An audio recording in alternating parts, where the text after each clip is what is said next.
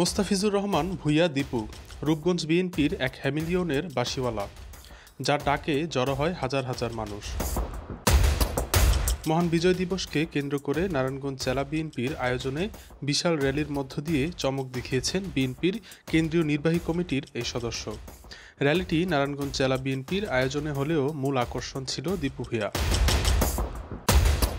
প্রতিবছর নারায়ণগঞ্জ জেলা বিএনপির সকল কর্মসূচি মূল শহর কেন্দ্রিক হয়, কিন্তু এবারের কর্মসূচির আয়োজন করা হয় মূল শহর থেকে দূরে।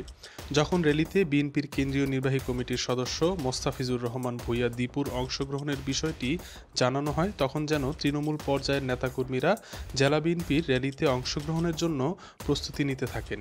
সেই সাথে র্যালিতেও নেতাকর্মীদের ব্যাপক উপস্থিতি ঘটে। আর এই নেতাকর্মীদের উপস্থিতির মধ্য দিয়ে একাই চমক দেখিয়ে দিয়েছেন মোস্তাফিজুর রহমান ভূঁইয়া দীপু। তার কর্মীদের এমন উপস্থিতি প্রমাণ করেছে তিনি রূপগঞ্জ বিএনপির হ্যামিলিয়নের বাঁশিওয়ালা।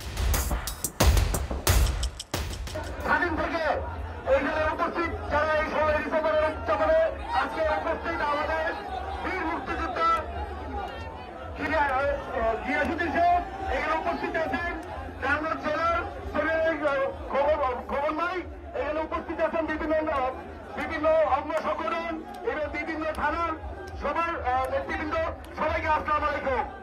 আসলে আজকে বেশি কথা আমি বলবো না, কারণ আজকে আমরা কথা বলবো, কথা শুনতে আসছি গিয়াসউদ্দিন সাহেবের, কারণ উনি মুক্তিযুদ্ধে ডাইরেক্টলি অংশগ্রহণ করেছিল, মুক্তিযুদ্ধ করেছিল। আজকে আমি একটি কথা বলি, রূপগঞ্জে আজকে মিছিলে বন্যা বয়ে যাচ্ছে। আপনারা দেখেছেন, একটু সবাই হাত তুলে দেন। আসলে রূপগঞ্জ হল বিএনপির ঘাটে। আজকে আমরা করে দিয়েছে যে রূপগঞ্জে বিএনপি ছাড়া অন্য কেউ নেই।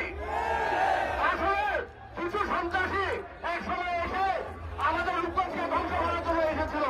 আল্লাহর রহমতে আমরা তাকে সরিয়ে দিতে পেরেছি। তবে এই মুক্তিযুদ্ধে যারা অংশগ্রহণ করেছে, যারা শহীদ হয়েছে, তাদের আত্মার মাগফিরাত করে আমরা বক্তব্য শেষ করছি। খোদা হাফেজ।